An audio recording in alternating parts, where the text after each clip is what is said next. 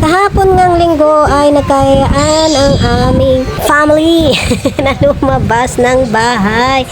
Siyempre linggo ay mag-family bonding naman kami. At ang una nga namin pinuntahan ay siyempre ang paborito ng bayan, si Jollibee.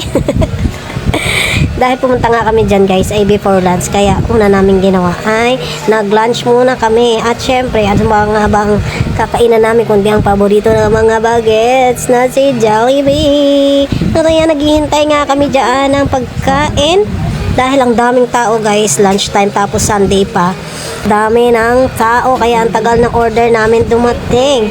At finally nakarating na rin ang aming mga food. Ayan, ang in-order nga dito ng aming bossing nga yung kompleto ng may spaghetti, na may chicken, na may fries para busog-lusog daw ang aming mga bagets. At syempre, ang ice cream para sa aming mga batibot.